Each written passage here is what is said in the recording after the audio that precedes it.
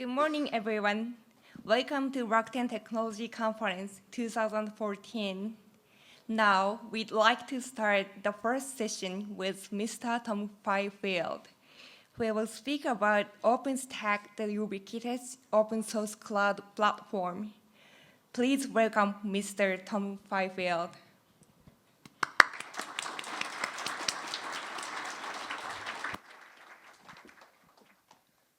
Thank you, everyone, and good morning. So my name's Tom Fifield. I'm a community manager at the OpenStack Foundation. But I've been a software developer, I've been a system engineer, I've sometimes been a manager before. And I'd like to thank you very much for the opportunity to speak at this event. And thank you all for coming. It's my honor to be here, and it's my pleasure to welcome you to the OpenStack community. So, you may have come here today expecting to learn about an ordinary piece of cloud software. What we're going to talk about is a little bit different. So as developers and engineers, we're aware of a trend in our industry recently. We've seen cloud computing change the way that businesses are run. The higher efficiency makes it faster to get new applications into production. And I noticed just now in the preparation room that one of the 5 principles for success at Rakuten is speed, speed, speed. So that fits very well with this presentation. So OpenStack has the ability to accelerate this change. We have the ability to change the way that every network device, every storage device, and every server in every data center around the world is managed. And that's great news for engineers like us.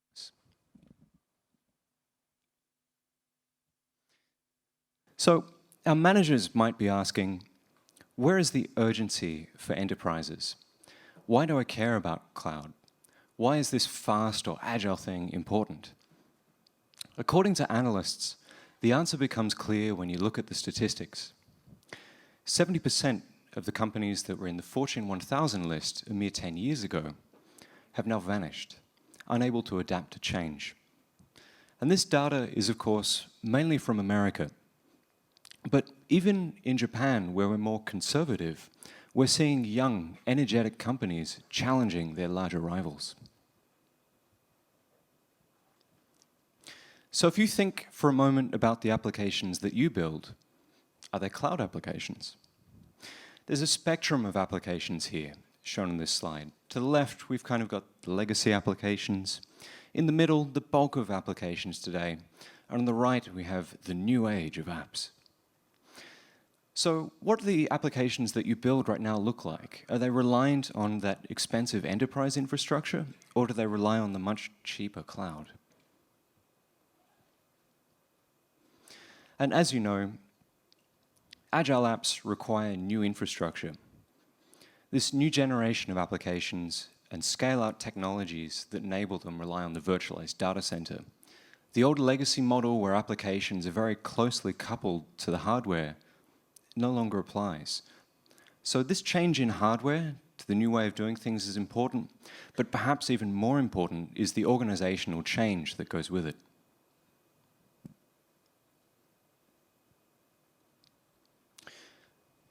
So here's a brief test of how you're doing. I want to run through some of the scenarios, and I'd like you to consider for each how much time and effort you think it would take to complete such a request for your particular organization. First one's a simple one. If you want a virtual machine, what's the process there? Do you have a self-service system with an API to get a VM, or do you need to submit a ticket and wait?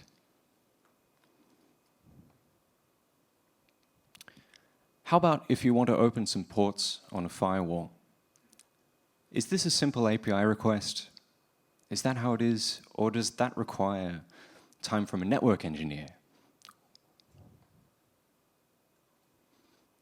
And when you ask for a second virtual machine, maybe for a database server, maybe it's a different size in terms of CPU, RAM, or disk, is that another API request? Or because it's slightly different in shape, does that mean it takes more effort and time?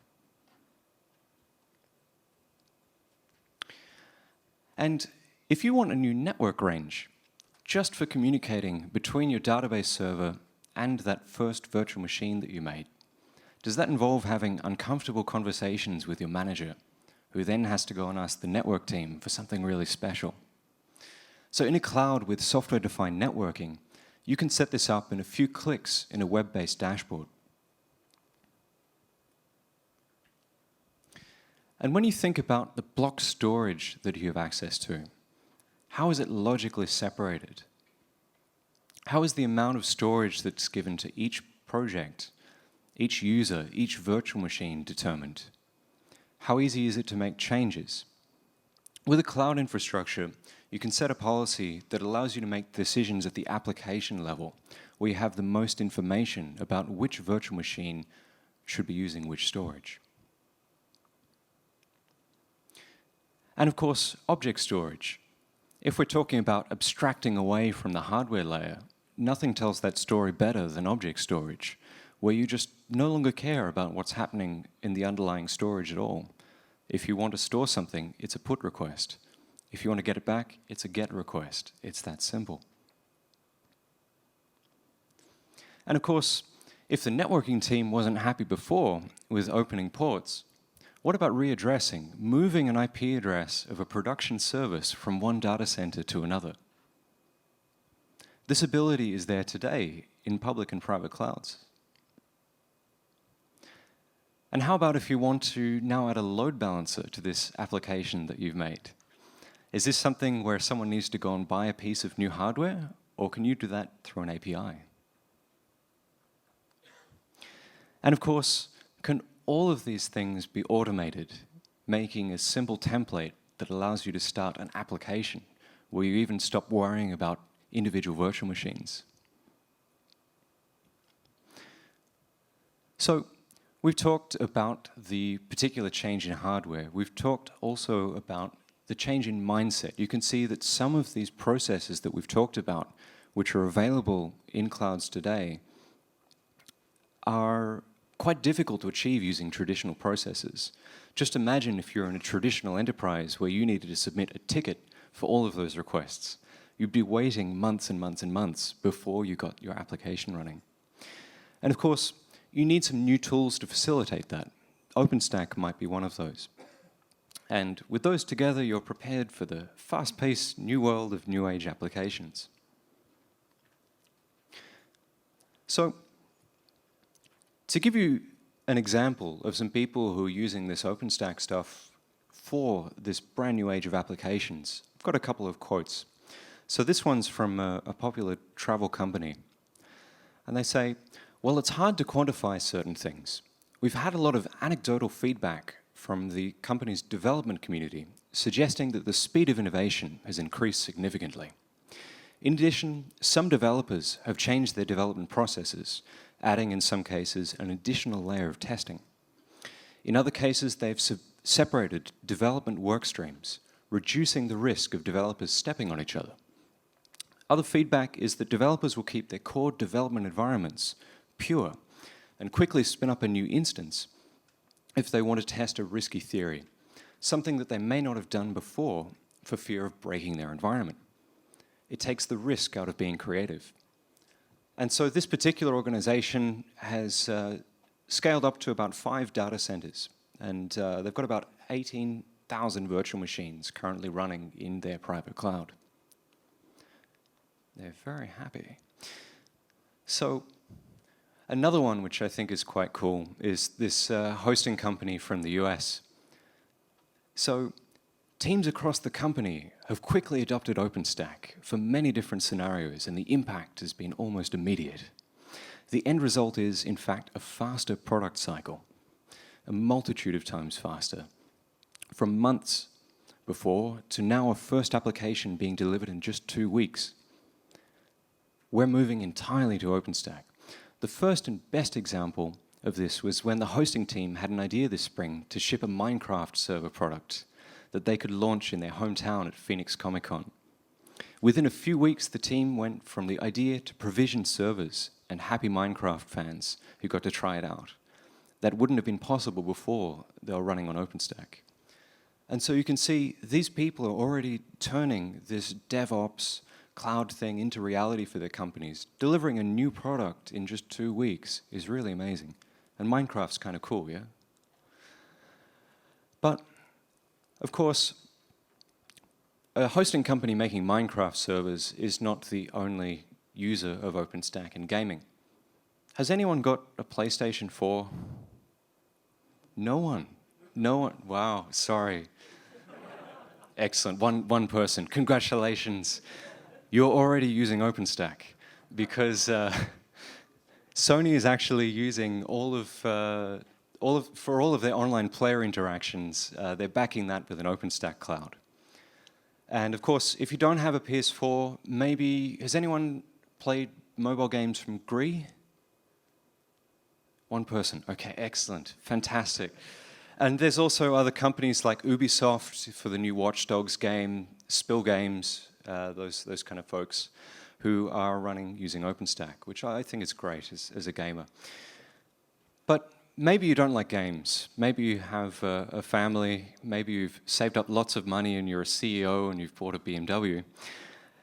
Excellent, because if you're driving a brand new BMW, there's a chance you've used OpenStack indirectly. BMW is using OpenStack for its build farms to try and accelerate the development of fast cars and make them even faster. And if cars and games aren't for you, maybe you spend some time watching TV or movies. So we're actually making TV and movies using OpenStack these days, which is ridiculous. There's this popular American TV series called NCIS Los Angeles. If you've seen the film Her, there are a bunch of them. And for this particular TV series, all of the post-production, the digital dailies, and all of that kind of stuff was stored and processed using OpenStack, thanks to this company called Digital Film Tree. And of course, this is just one of the OpenStack users in the film industry. You might have also heard of a little company called Disney or 20th Century Fox. The point is that OpenStack is everywhere. I can do this for any industry. This slide's about telecommunications companies, but it could be about banking, logistics, academic or government organizations, online service providers, healthcare, anything really.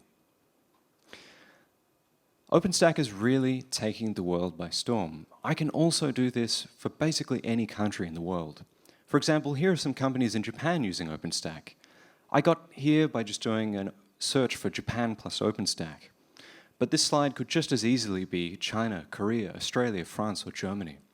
The point is that OpenStack is everywhere, and in every industry, people are using it to make their businesses more agile. And from all of this massive adoption, something really interesting has happened. We're seeing the users of OpenStack act a little bit differently to normal consumers of software. Instead of just passively using the software, they're getting actively involved. And what that means is we now have this class of users who are actively feeding back real production experience into OpenStack, so it improves the operational efficiency of the software and the ability of it to scale. So actually, each of these cartoons is a real person, someone who's an important member of our community, who's running OpenStack for their organization. And we'd encourage all of you to try and aspire to be one of these cartoons. And of course, these users are everywhere. We have one of the best OpenStack communities in the world right here in Japan. You can go and talk to Hasegawa-san somewhere at the back as one of the leaders of that community. And, but we've also counted users in 140 different countries so far. Last week, there was an event in Australia. The week before that, Taiwan. Next week, I think there's something in Texas. Every day, somewhere in the world, there's an event happening for OpenStack, and it's an amazing experience to be part of. But of course, it's not just users. One of the really interesting things about OpenStack as an open source project is all of the vendor involvement. So even though OpenStack is fully open source, and 100% free to download. If you want to build your own OpenStack cloud, you don't have to do everything yourself. There are actually hundreds of companies that you can call to help you out. So this is the OpenStack marketplace. You can see where to get training, what distributions are available, even hardware appliances. list of people you can call if you need help setting up a cloud, and so on. And what this results in is basically, if you're using a hypervisor, plain hypervisor today, there's a plugin for that in OpenStack. If you're using storage hardware today, there's a plugin for that in OpenStack. If you're using network hardware, OpenStack can talk directly to that and configure your switches. And this choice means that you're no longer locked in to a single vendor for all of those kind of things. You can actually have a nice cloud API on top and have many, many vendors underneath if you want. But of course, in this kind of situation, where you're trying to get the best bits of open source and the best bits of corporate software development together, you need a peacekeeper. And so this is the role of the OpenStack Foundation. We exist to protect, empower, and promote the OpenStack software in the community. We're a non-profit organization aiming to be completely neutral. And we ensure that the priorities aren't set by a single company or person, but instead by the users and developers from many different companies working together in an open design model. And we believe in the ability of everyone to participate in the development and design of OpenStack. And things have been working fairly well for us so far. These are some of our sponsors. And actually, there's about 300 more that I can't fit on this slide.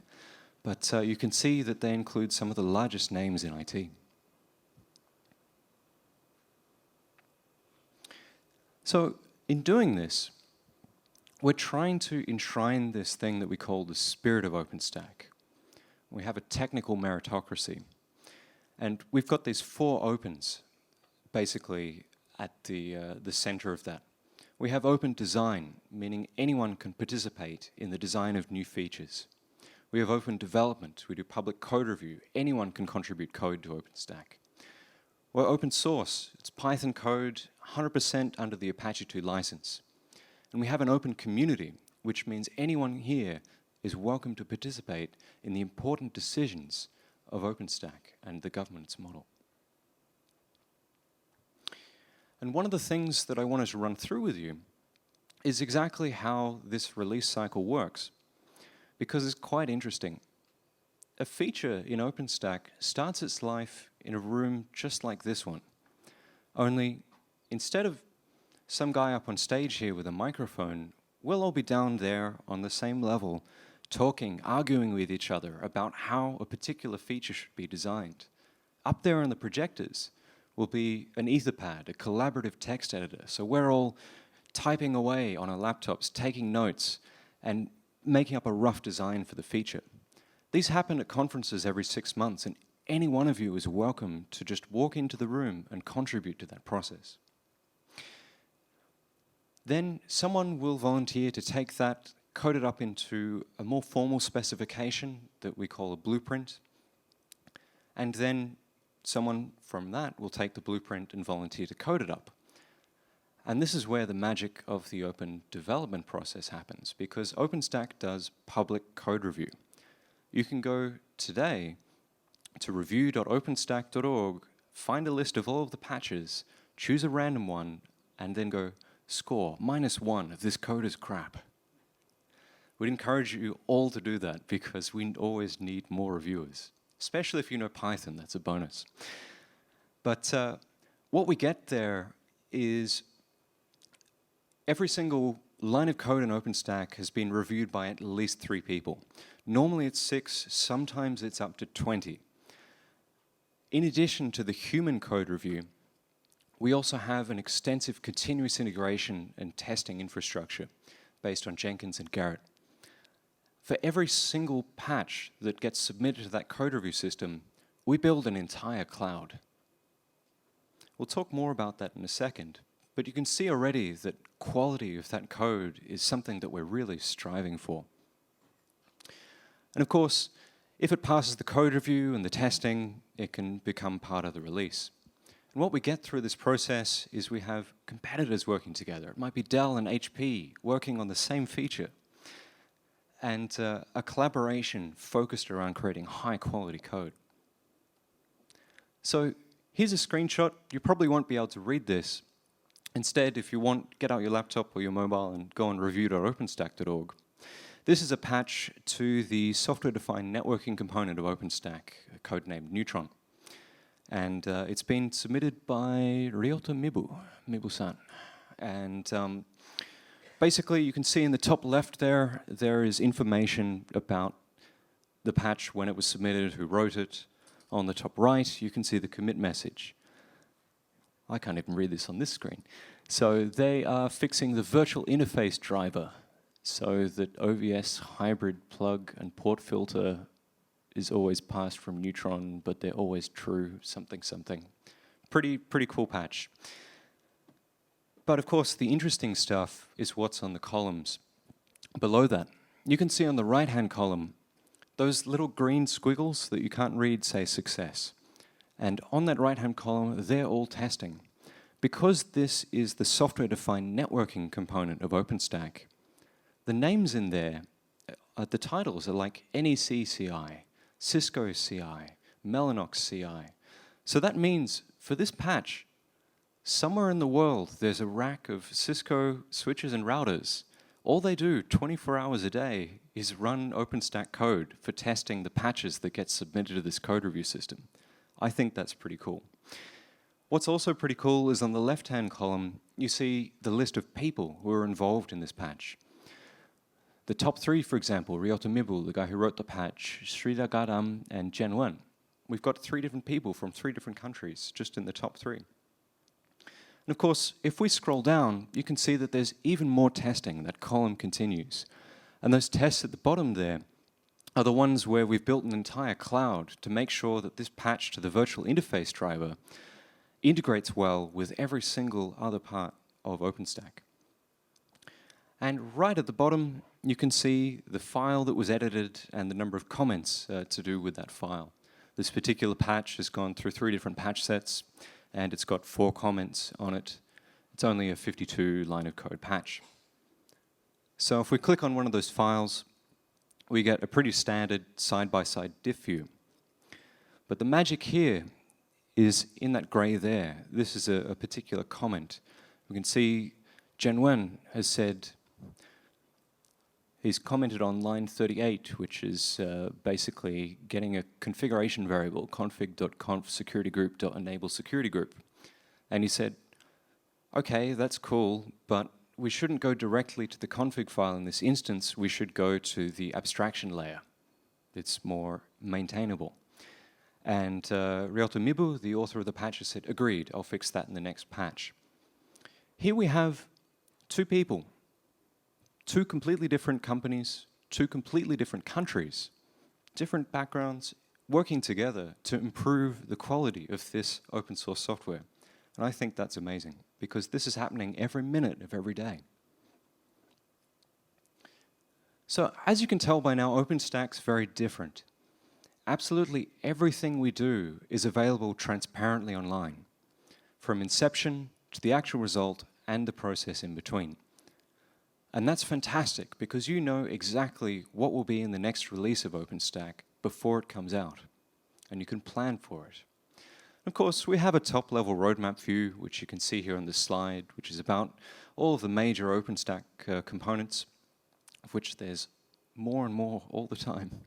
And you can see that the new project's been added to that particular release. However, unusually, you can also click through from the roadmap to the release status. And what you can see here is all of these features, all of those blueprints that we talked about before, under development. And you can see that we give very realistic information here. If something's not moving as quickly as it needs to be, to make it into the release, we mark it as slow progress. You can see things that need code review.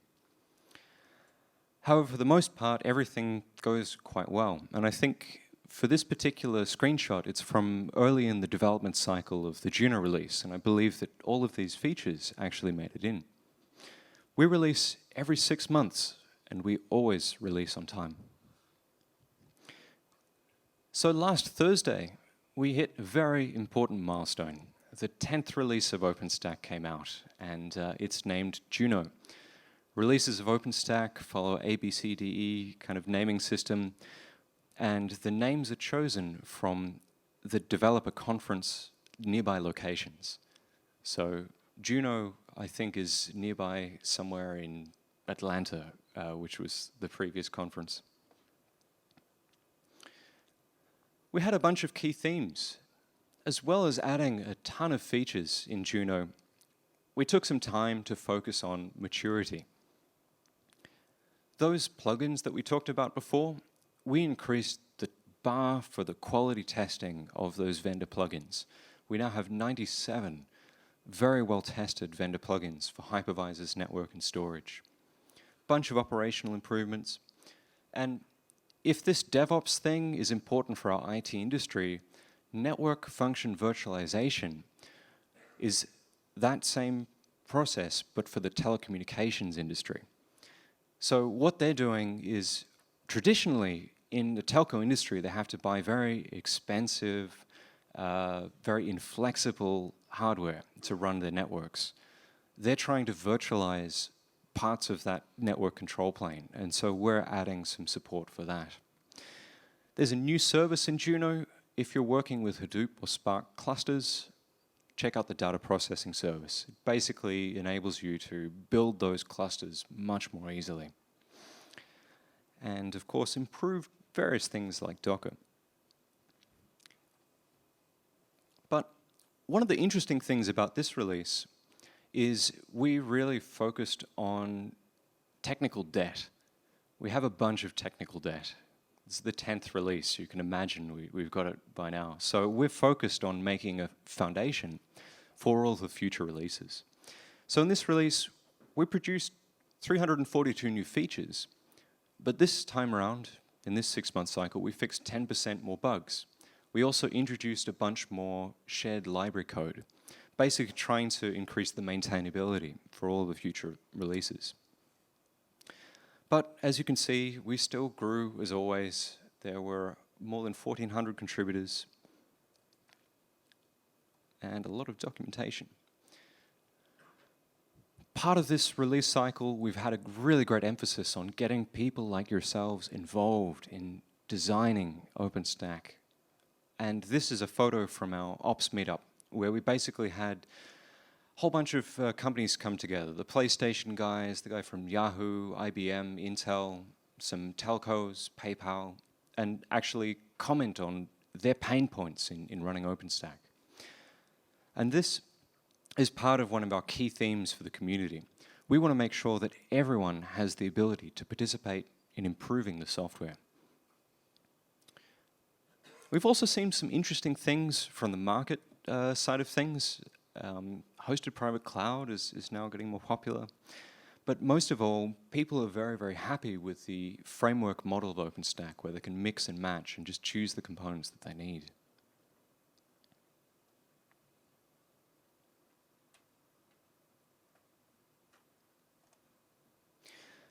So our next release, Kilo, will be released about April 30, 2015. I think that might be a Saturday, so we might release one day early. And particularly coming from that theme where we've got operators commenting on the release, we found that there's this class of people who need that extra 1% of performance that you can't get if you're running from a hypervisor. So there's going to be a service that allows you to use bare metal machines in the same way that you use virtual machines. You can provision them through the same API. So that'll be cool.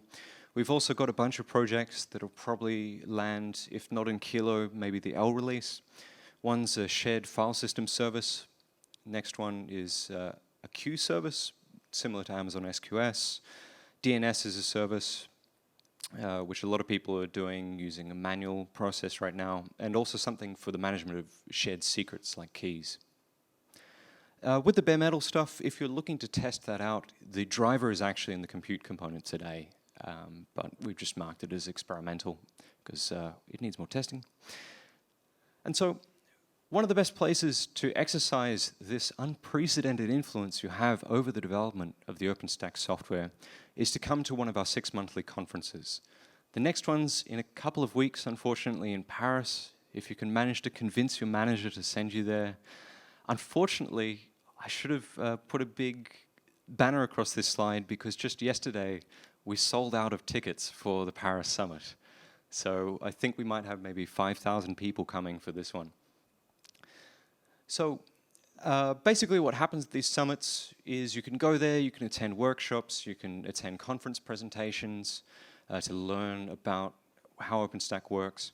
But you can also participate in those design summit sessions where the developers are in that room working on the particular features and you can steer them in the way that you want. Since Paris is sold out, Vancouver's another cool city. We're going to be there in May next year. And we'd really encourage all of you to come to that. It's a fantastic venue, actually. It's got this 6-star green certification. It's right by a river. And one of the things off the record, I hope this recording doesn't get too far, is the parties at the OpenStack Summit are really cool. So that's another reason for coming. But if you're looking for somewhere closer, I mentioned that we have one of the best OpenStack communities in the world here in Tokyo. They will be having an event on February 3 and 4, OpenStack Tokyo Day, much closer to where we are right now. And I'd encourage all of you to attend that. They're going to have some fantastic presentations. Finally, if you can wait until November 2015, the next OpenStack Summit will be in Asia. But of course, there's a ton of other events, one per day, somewhere in the world, you can find on openstack.org events. If you're interested in participating in the OpenStack community, have a look at openstack.jp. You can find some resources there. But that's about all I wanted to get through today before we start our Q&A session. And I want to thank you very much for supporting OpenStack. And we wouldn't be here if it wasn't for you, people willing to listen to crazy people talking on stage. And I hope you have a really good time. Thank you.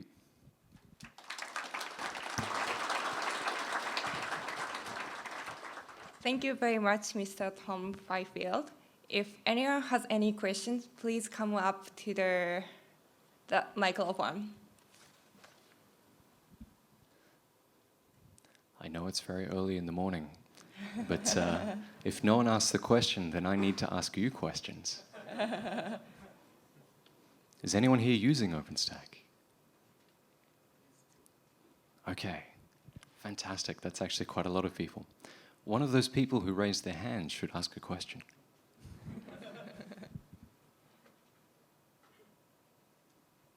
I can talk about code. Nope.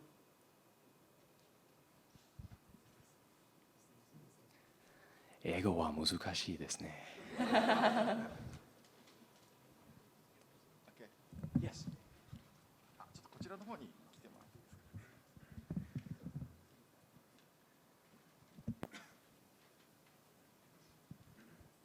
Thank you for the speech. I'm very new to this OpenStack environment and very interested in finding out more things about it. Of course, I will access the webpage to get more information, but what kind of industry is OpenStack using right now, and what's the further future view of it? Like going to the financial industry or the some other industry OpenStack is targeting? I'd like to get more. Great question. So I'll give you some quick answers right now, but one thing I will mention is we do a survey of OpenStack users that we release every summit, so there'll be some actual statistics to back up these answers in 2 weeks' time. But we're actually seeing OpenStack across a whole range of industries. Of course, IT organizations, it's particularly popular, particularly amongst online service providers. They're the same things, right? Online service providers and OpenStack users. But we are actually seeing very strong interest from areas which you traditionally would not expect it. So for example, banking, you mentioned. Bank of America is using OpenStack. Wells Fargo Bank is using OpenStack. BBVA Bank in Spain is using OpenStack. And they're just the ones that we're aware of. We think that there's a lot more. We're also seeing very interesting advances in the use of clouds for healthcare as they do things like genome sequencing more and more. It's happening across every kind of industry. Okay, thank you. Thank you very much.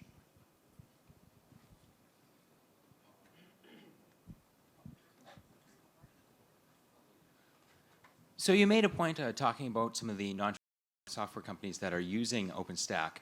Of course, the governance model of OpenStack is rather interesting. Have you guys seen that some of these non-traditional companies are contributing development resources? Are they ramping up in that area? Or is it just the traditional core that's developing the software and everyone else is benefiting? Well, yes, it depends a bit on your traditional company definition as to where you draw the line there.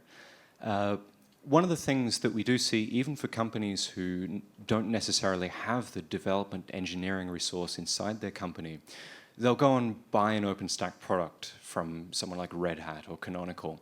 And then what they'll do is they'll feedback their experience to Red Hat, and then Red Hat's engineers will actually make the contribution. So even for the non-traditional people, without the developers, they're still contributing. It's just that indirect model.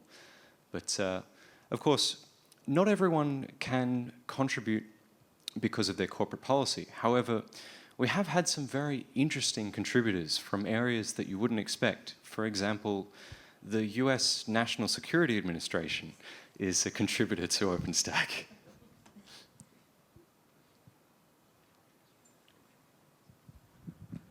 Good morning. I am a contact center vendors engineer. And I heard Avaya is using OpenStack. And I heard that SDN conference or something like that. And how can you tell me? Can you introduce some case of how Avaya using OpenStack or Cisco? How about Cisco? For sure. Okay, so now I have to be the marketing person for all of those hundreds of companies that are using OpenStack. OpenStack has 97 plugins. I do happen to know that Avaya does have a plugin for OpenStack. Basically what that means is that you can use OpenStack APIs, and it will go through that plugin to Avaya hardware and configure the hardware. I'm not familiar whether they're more doing the switching side of things or the load balancing side of things, but in general, all of the common SDN use cases will apply for that. For actual specific Avaya examples, I'd have to jump on a search engine, I'm afraid. I'm sorry I can't help with more specifics, but I can introduce you to the people if you want. Thank you. Okay, can I ask another networking SDN kind of thing? Because other than OpenStack, we know that there's another open source project called OpenDay. So can you describe the relationship with OpenStack and OpenDay? Because networking is so complicated to make it virtualized or make it more easy to configure. So can you describe that thing? I wish I had a good answer for that question. I really do. I find it very confusing because there is an Open Daylight driver for OpenStack, which means you can use OpenStack API to talk to an Open Daylight controller. But of course, there is some overlap between what Open Daylight does and what OpenStack does. So we've got people in both communities participating in the development process. There's a little bit of competitive tension there, which is a good thing, because I think competitive tension in the open source world, in this case, results in higher quality. But as to what the end result will be, it's interesting. I can give you an example in the block storage space, which is a little bit more, it's been around a little bit longer than networking, so maybe this will end up in the same conclusion. But in the block storage space, of course, the Cinder OpenStack block storage component is basically software-defined storage controller. So it basically assumes the hardware has an API or is just a dumb hardware, and then goes and configures the hardware, divides it into pools and all of this kind of thing. So about 3 months ago, there was a debate on the OpenStack mailing list because some companies, I think it was EMC in this case, basically wanted to, they've already got a software-defined storage controller product, and instead of giving OpenStack direct access to the low-level API, they just wanted it to talk to the software-defined storage controller. And so there was a scoping discussion about exactly what a plugin should be. And I think that same conversation needs to happen for the software-defined networking side of things to have an actual conclusive answer.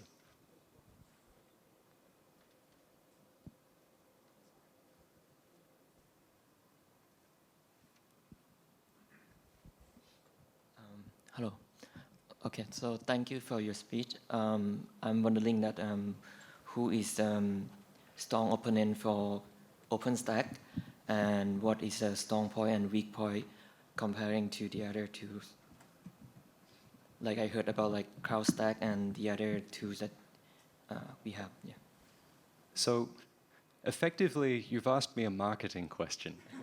I'm an engineer, you know, and I believe as an engineer, you should always use the right tool for the job.